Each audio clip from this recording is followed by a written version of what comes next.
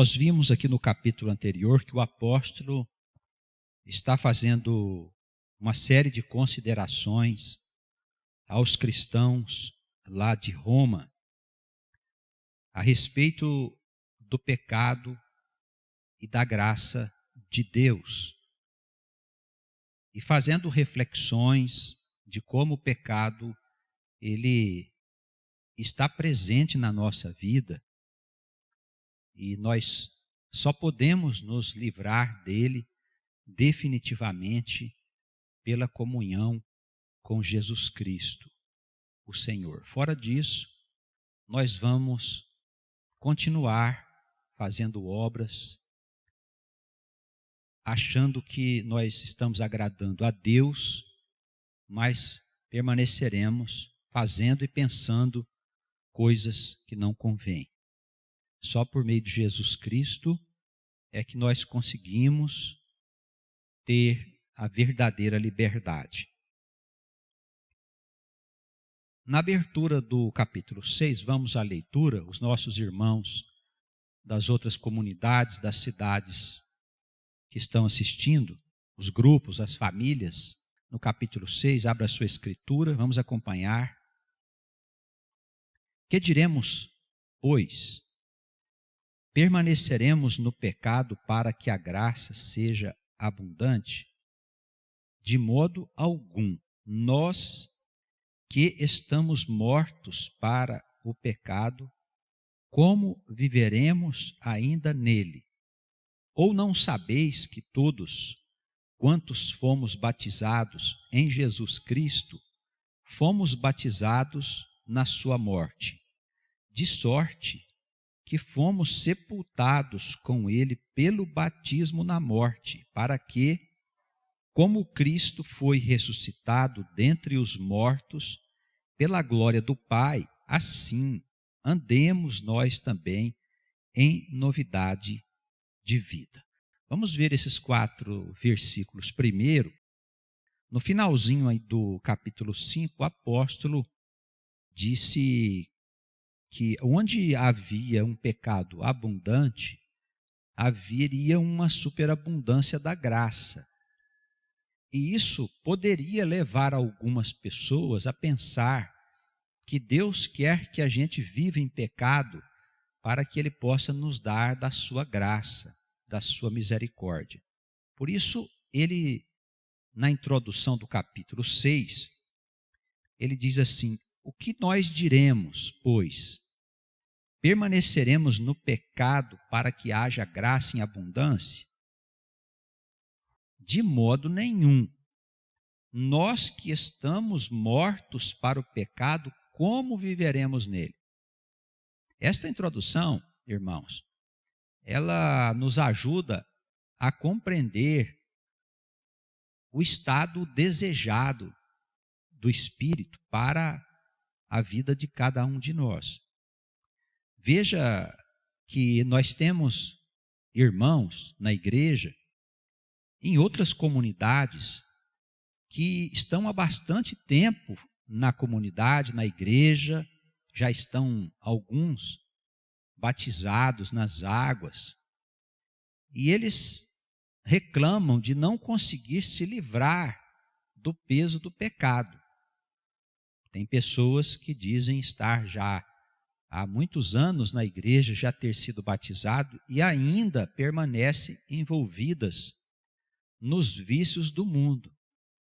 É muito comum no comportamento católico que as pessoas não se importem muito com as coisas erradas que estão fazendo, desde que elas tenham uma fidelidade de frequentar a missa, de fazer a comunhão e de fazer boas obras.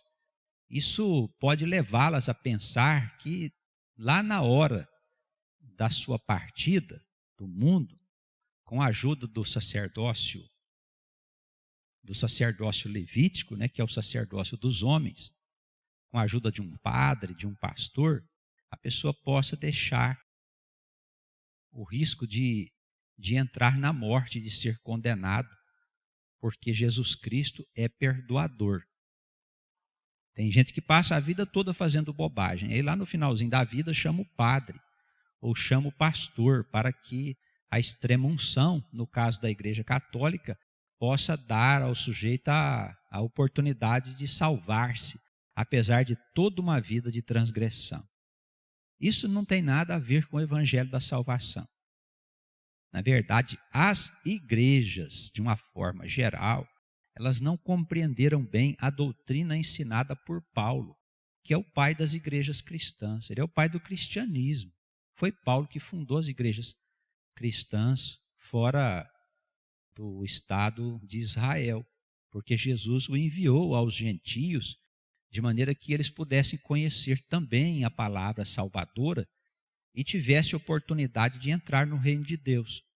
As igrejas cristãs nasceram do ensinamento de Paulo, mas alguns teólogos e pais da igreja não compreenderam bem a profundidade desses ensinamentos.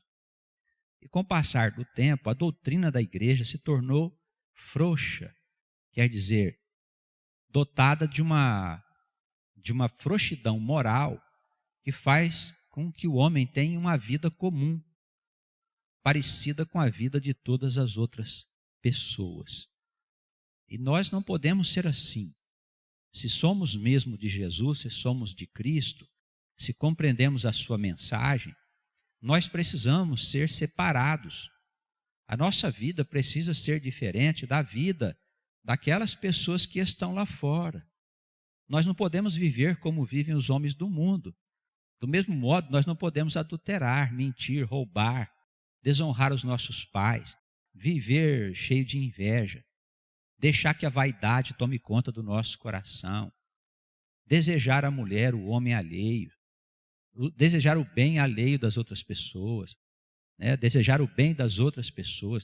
A gente precisa entender que Cristo veio nos livrar da escravidão do pecado. O pecado, ele estava sobre nós como uma corrente que nos amarrava a esta situação de sofrimento. Se Jesus não intercedesse para nos livrar, nós continuaríamos indefinidamente, pode-se dizer teologicamente, até na eternidade, envoltos nesse rol de pecados, neste círculo de equívocos. E Jesus veio nos livrar disso. E Paulo, ele nos ajuda a compreender Jesus. Ele nos ajuda a entender qual é o estado desejado pelo Espírito Santo dentro da igreja. E qual que é esse estado? Ele diz, se nós morremos para uma vida de equívocos, como é que depois dessa morte, tendo recebido a Jesus, podemos continuar na vida de equívocos? Ora, se você está na igreja e continua fazendo bobagens, é porque você não foi salvo ainda. É porque você não encontrou Cristo. Você não foi tocado pelo Espírito Santo. Se você não ama a pessoa que está do seu lado, seu marido, sua mulher, os seus filhos, em espírito de servidão, você ainda não conhece Cristo. Você pensa que é crente porque está na igreja. Você pensa que é cristão, que é católico, porque está envolto lá nas missas e nas comemorações da igreja. Mas você só pensa, ninguém pode garantir a sua entrada no reino dos céus. Porque a entrada no reino de Deus, ela não depende da vontade de nenhum homem. Nenhum homem tem poder sobre a morte, nem o Papa tem poder sobre a morte. Isso ficou sobejamente demonstrado através dos estudos e das reflexões feitas na época da Reforma Protestante. Não existe nenhum homem que tem poder sobre a morte, somente Jesus Cristo. Nós precisamos dele para que a gente saia dessa escravidão e possa viver uma vida digna, uma vida de dignidade perante os homens. Por essa razão, Paulo, ele diz assim, de modo nenhum nós podemos permanecer no pecado. Permaneceremos no pecado para que a graça de Deus seja abundante. Ele diz, de modo nenhum. Nós que estamos mortos para o pecado, como é que nós vamos viver nele? Então, qual o sinal de eu estar convertido? Deus já está andando com Jesus. Que eu me livre de boa parte das bobagens que eu fazia. Vamos dizer que nós temos um tempo de regeneração na igreja. O processo de santificação, ele não cessa. Ele vai até o fim dos nossos dias. Esse processo é um processo de limpeza, é um processo de livramento. É quando o Espírito Santo vai lavando a nossa alma na água santa da palavra ministrada. A palavra é a água que limpa a alma das manchas do pecado, dos pecados cometidos em todos os tempos. Eu tenho afirmado aqui que a alma não nasceu ontem, a alma já tem uma história antiga. Desde quando Deus criou este mundo, o nosso nome já está lá no livro da vida. E Deus, como um supremo engenheiro da sua magnífica obra, Ele já nos preparou para que fizéssemos parte da história desta humanidade. Nós somos almas antigas e nós precisamos pedir a Deus que nos livre dos pecados conhecidos e também dos pecados que nós nem sabemos que cometemos, irmãos. E só Jesus pode fazer isso. Nós temos que receber Jesus como nosso Senhor, nosso Salvador. E tem alguns passos para isso. Nós precisamos, em primeiro lugar, nos arrepender de tudo aquilo que nós conhecemos antes de Cristo. Se você entrar na casa do Senhor achando que está trazendo alguma coisa boa para o Senhor, você não entendeu nada. Você precisa deixar a sua vida velha lá fora. Todos os conceitos que você tem sobre religião, sobre vida, sobre casamento, sobre filhos, sobre educação, sobre riqueza, prosperidade, todos esses conceitos você pode deixar lá fora quando você entrar na igreja do Senhor. Você tem que entrar nu na casa do Senhor. Nu quer dizer despido de toda a roupagem do mundo, ou seja, de todos os ensinamentos que você até agora recebeu, de maneira que Deus possa fazer em você uma nova criatura. Isso é nascer de novo. Nascer de novo é isso, e acontece que nós nascemos de novo somente por meio do Espírito Santo, que faz a regeneração dentro de nós. Não adianta fazer fora. Não adianta parecer que sou um homem santo, um homem bom. Não adianta eu usar batina, usar uma roupa especial, um terno, sei lá o que mais, que possa indicar que eu sou um sacerdote, e que eu sou um homem respeitável, etc. Eu posso fazer isso, eu posso simular isso. Eu posso parecer que sou bom, as pessoas podem achar que eu sou um homem magnífico e eu não sou coisa nenhuma. Então, na casa do Senhor, na casa de Deus, nós temos que entrar sabendo que nós estamos nos relacionando não com as pessoas aqui dentro, mas nós estamos nos relacionando com Deus, que é o nosso Pai. E dele nós não podemos esconder as nossas vergonhas. Temos que nos confessar ao Senhor, nos arrepender da vida velha que tínhamos e pedir ao Espírito Santo: Senhor, faça-me de novo, como um vaso que foi quebrado, moído, e agora precisa de uma nova forma para uma nova utilidade. O Senhor não vai remendar as coisas, Ele vai fazer uma nova criatura se você deixar. Senão, meu filho, você vai continuar fazendo bobagem dentro da igreja até o fim dos seus dias. Tá bem? Você não consegue se livrar do pecado? Converse com o pastor da sua igreja. Explica para ele o que está acontecendo. Se você não consegue se livrar, é porque, com toda certeza, você ainda gosta muito do pecado.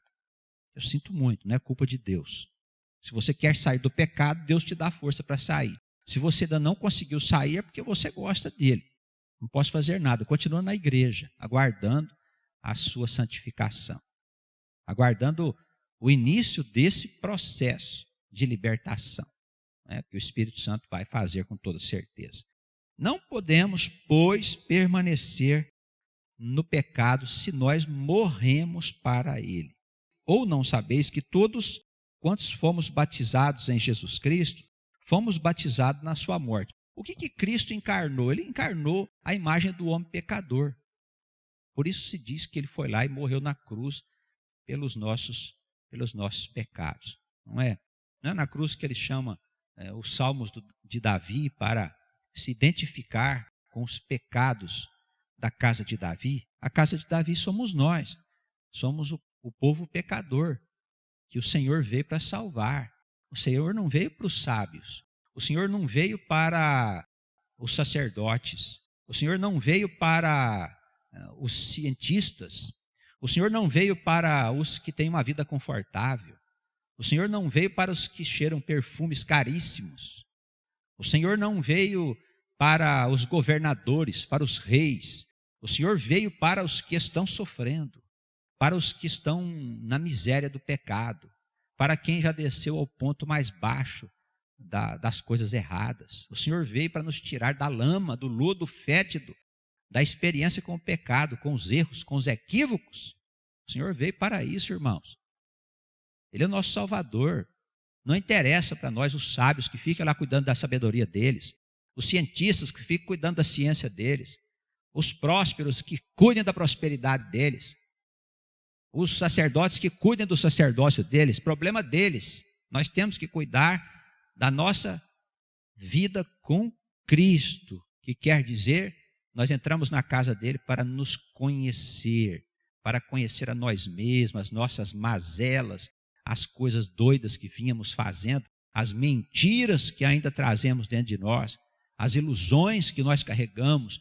Nós chegamos aqui na casa do Senhor, naquele estado de espírito que tinha Davi, um homem que foi pego fazendo coisas loucas. O profeta Natan foi lá e dizer: olha, a tua história é triste. E nós, quando conhecemos a Jesus e a palavra dele, percebemos também que a nossa história era triste. E viemos para a casa de Jesus, não é por nada não estamos aqui para nos transformarmos em pregadores, não estamos aqui para nos transformarmos em curandeiros, não estamos aqui para ser profetas, não estamos aqui para profetizar o que vai acontecer no fim do mundo. Nós não estamos aqui para essas coisas, irmãos.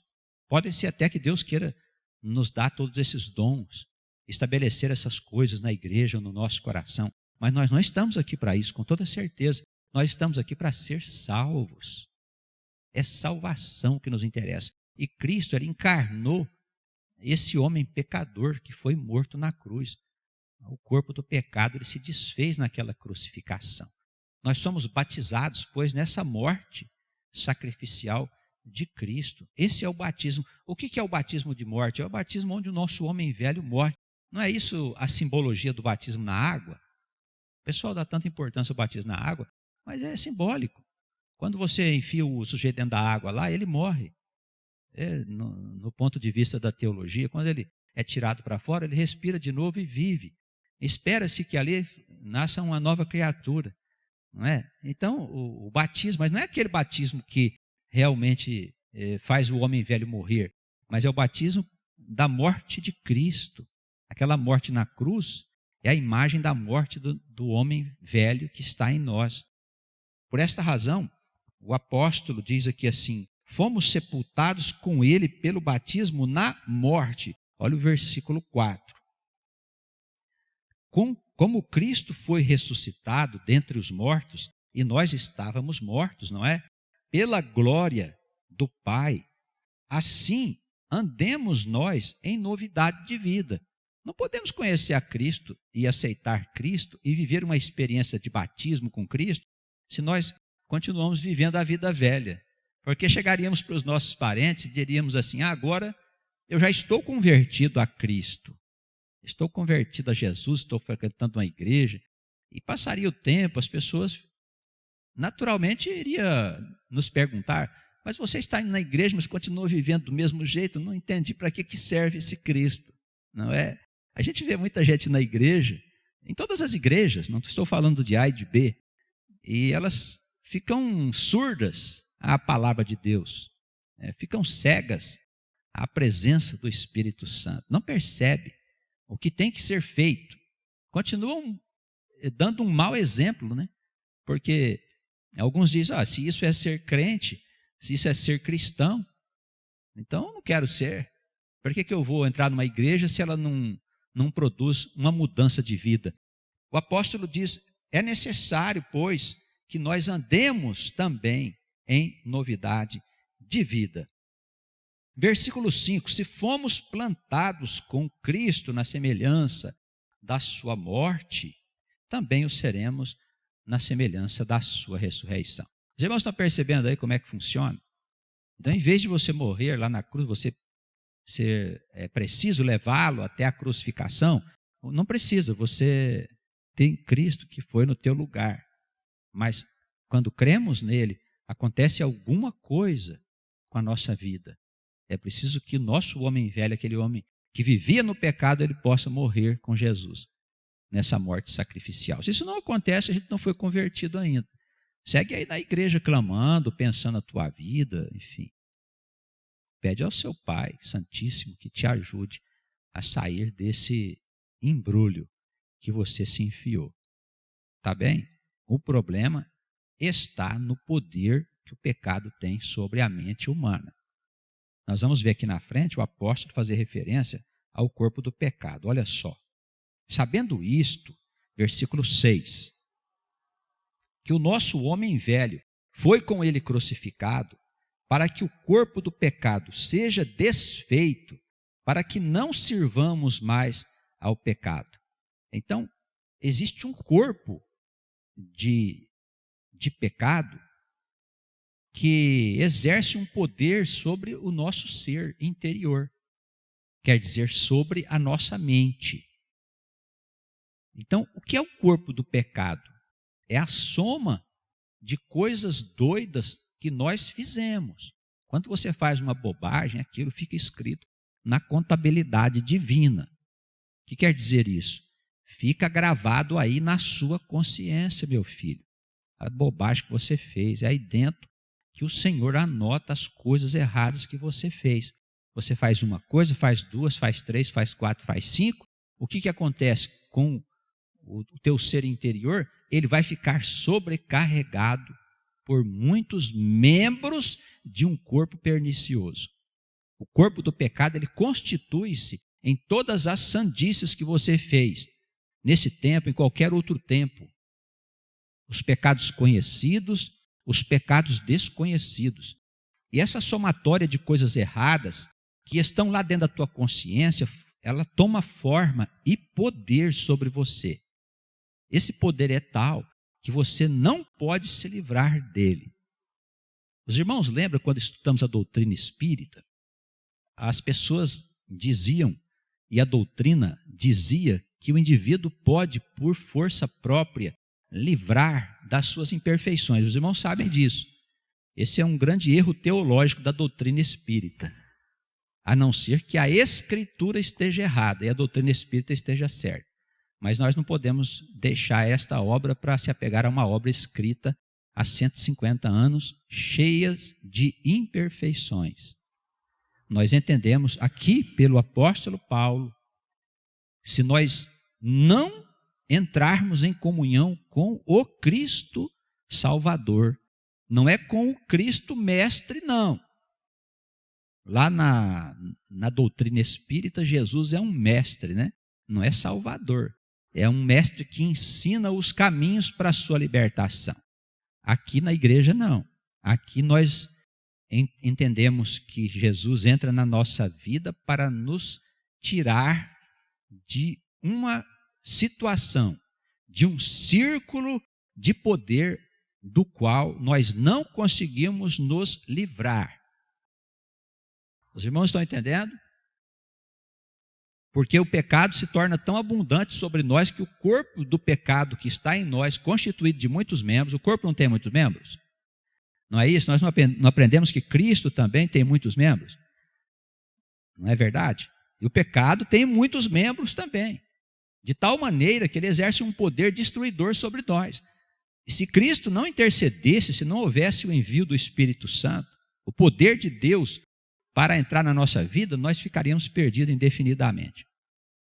Prisioneiro deste corpo. Tal é o poder que os nossos erros exercem sobre a nossa consciência. Pastor, então a gente precisa de Jesus mesmo para nos ajudar? Desesperadamente. Não é possível fazer sozinho? Não é possível. E se eu tiver força de vontade? Que vontade que você tem. Que vontade que nós temos. Se estamos subjugados, irmãos, subjugados pelo pecado, não é por Satanás, pelo pecado. que vem dos nossos equívocos. O Satanás só exerce poder sobre o corpo do pecado. Ele não exerce poder sobre o corpo de Cristo, que está também em nós.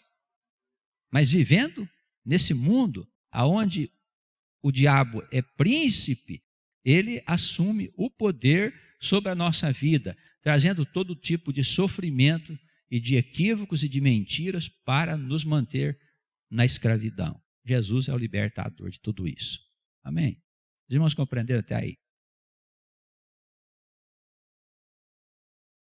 A gente vê que o apóstolo Paulo, ele fala sobre um determinado conceito, ele repete geralmente uma ou duas vezes a mesma ideia de uma forma um pouco diferente. Tá bem? É como se ele quisesse confirmar aquilo que ele disse.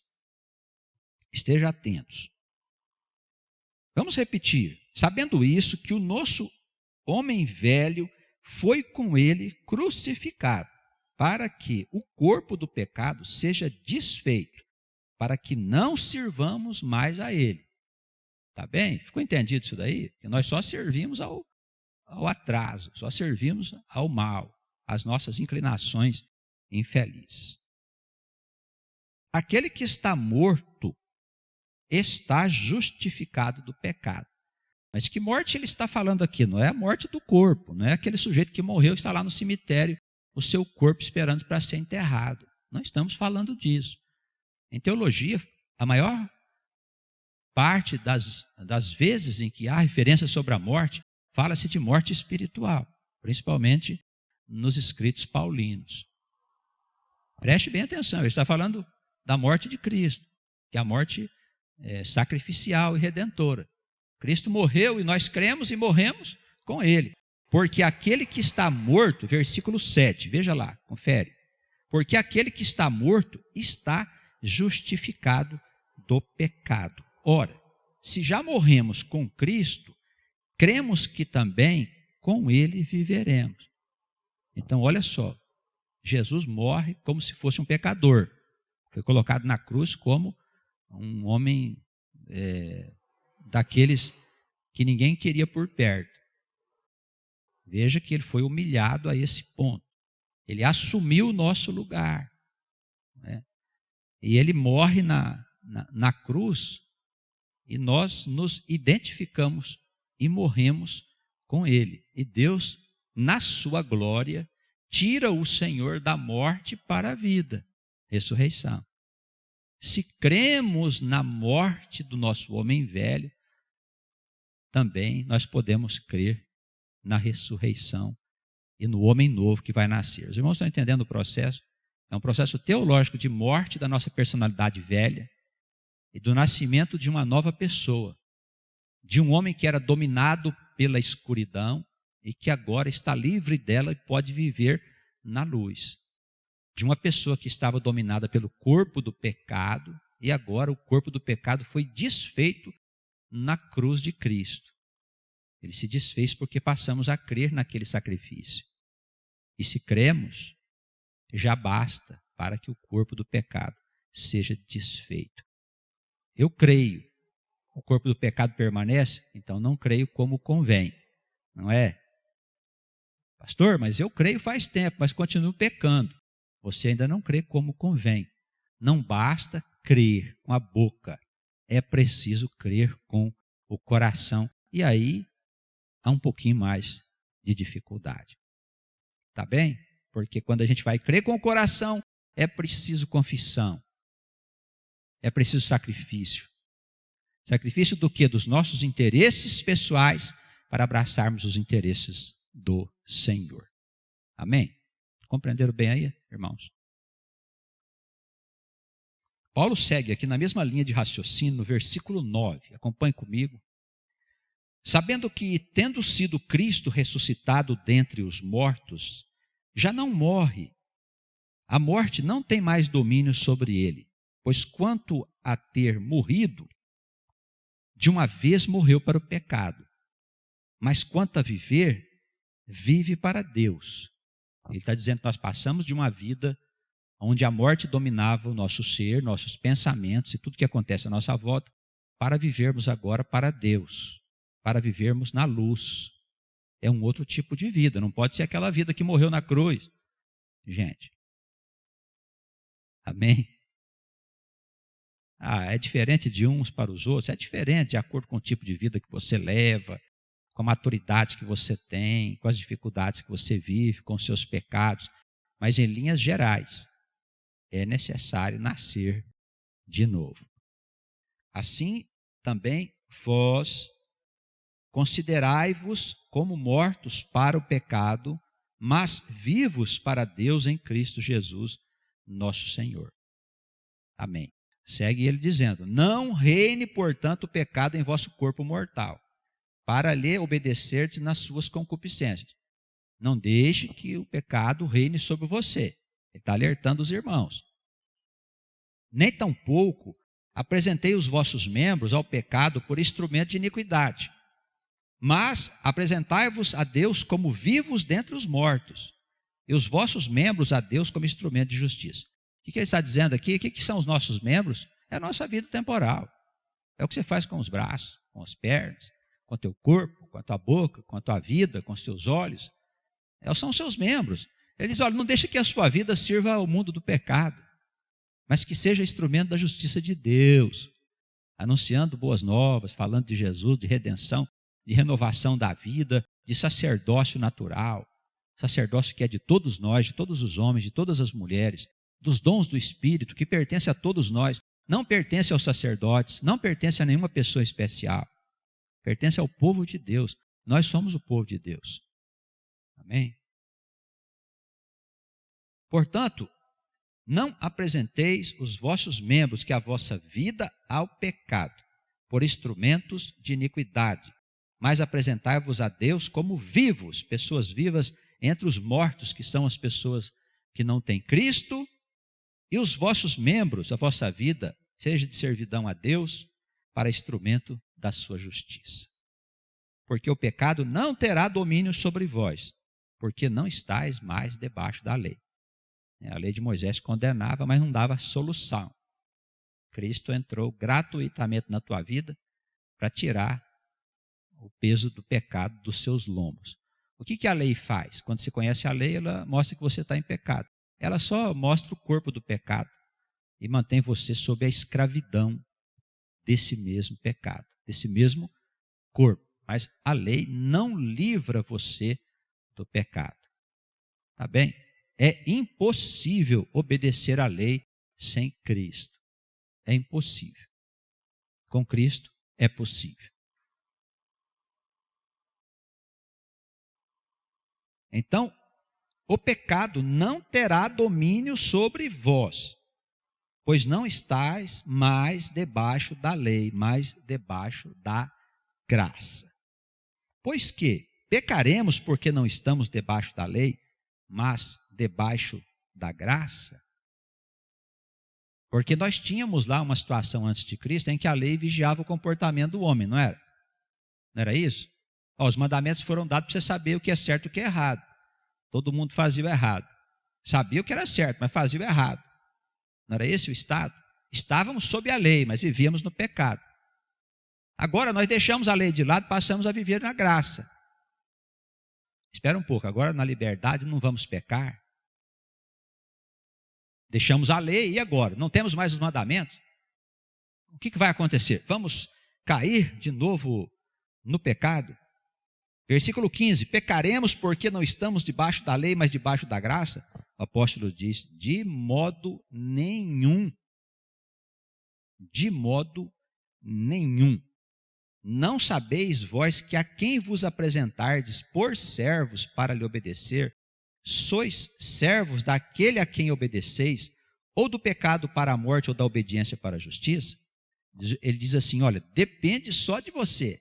Se você escolher servir o pecado, você vai obedecer a ele. Mas se você escolher servir a graça, você vai obedecer a Deus, naturalmente. Olha só como ele coloca aqui as palavras, dizendo assim: ou você se torna servo do pecado, do corpo do pecado que está dominando você, ou você se torna servo de Deus. Um para a morte, outro para a vida. Um para injustiça, outro para justiça. Você tem que escolher. Não é possível você não escolher.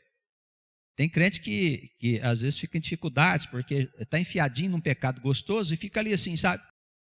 Vou esperar mais um tempo, né? Vou dar mais um tempo aí, até eu ver o que eu vou fazer. Não é não, porque não quer deixar de fazer aquela bobagem que está fazendo e que lhe dá prazer carnal.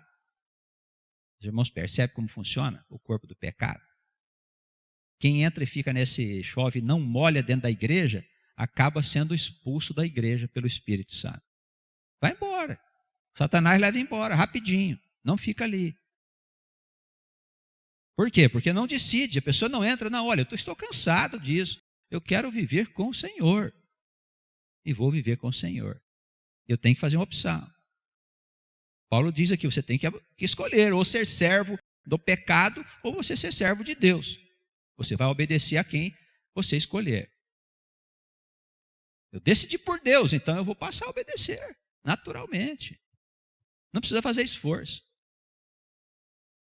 Aqueles que querem viver na vida frouxa, eles falam com a boca que escolheram Deus, mas no seu coração escolheram o pecado.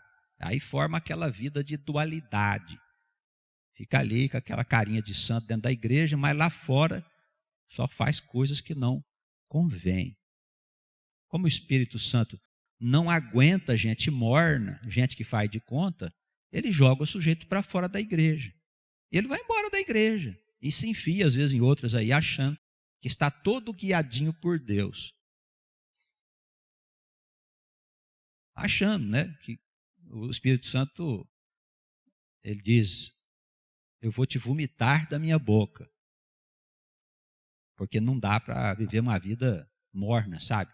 Sem escolhas. Nós precisamos escolher. Ou servimos ao pecado, ou servimos a Deus. Versículo 17. Mas, graças a Deus, que, tendo sido servos do pecado, obedeceste de coração à forma de doutrina a que fostes entregues, e libertados do pecado, fostes feitos servo da justiça. Então ele diz, dou graças a Deus, porque vocês aqui se referindo aos romanos, né, a igreja de Roma, graças a Deus, vocês tendo servido em outros tempos o pecado, obedeceste de coração à doutrina que tem sido ensinada a vocês, que é a doutrina do Senhor. Então a gente tem que abraçar a doutrina do Senhor e deixar para lá o que os outros dizem. O povo de Deus precisa ter mais confiança em si mesmo. Irmãos, em todos os tempos, o povo de Deus foi enrolado por Satanás. Idolatria, deuses estranhos, pastores cheios de mentiras. No Velho Testamento tem capítulos inteiros de Deus admoestando os pastores, dizendo, olha, os pastores não fazem o que eles têm que fazer. Os pastores pastoreiam a si mesmos. Eu vou pastorear meu povo, o Espírito de Deus diz. A gente precisa começar a deixar ser guiado pelo Espírito Santo. Deixa Deus pastorear você. Deixa Deus te guiar. Escolha o caminho do Senhor. Não importa que 1000 teólogos falem contra você. Siga teu caminho com Deus. Os 1000 teólogos, com toda certeza, não sabem nem do que estão falando. Não precisaríamos de 1000 teólogos, se um só fosse verdadeiro. Teríamos uma teologia só, mas não, nós temos 1000 teologias, se temos 1000 teólogos. Irmãos, cada um acha uma coisa sobre salvação, sobre Deus, sobre isso, sobre aquilo. Pegue a tua escritura, você mesmo pode compreender. Peça ao Espírito Santo que te ensine. Ele é o verdadeiro professor. Desde Davi ele diz, olha, eu vou ensinar você. Eu vou ensinar você a respeito da verdade, o Espírito Santo diz. Então não diga para mim, pastor, eu acho a linguagem da Bíblia muito complicada, eu nem entendo direito. Olha, conversa com o Espírito Santo, pede para ele te ajudar a entender, não fale para mim. Eu, quando tenho dificuldade, peço a ele. Ele me ajuda. É nosso professor, ele que fez essa promessa. Existe uma forma de doutrina. Nós pregamos essa doutrina, que é a doutrina apostólica. É a doutrina de liberdade, de responsabilidade. Responsabilidade por quê? Porque estamos conduzindo vidas que vão encontrar do outro lado, irmãos, o lugar que nós determinarmos para elas. Ora, se nós ensinamos o caminho do pecado, se nós ensinamos que as pessoas podem cometer pecados porque lá no final Jesus vai perdoar, que todo dia você pode fazer coisa errada que Jesus vai te perdoar, a consequência pode ser grave. O crente pode passar a vida toda fazendo o que não convém, depois encontrar a escuridão do outro lado. Isso se não for parar nos infernos.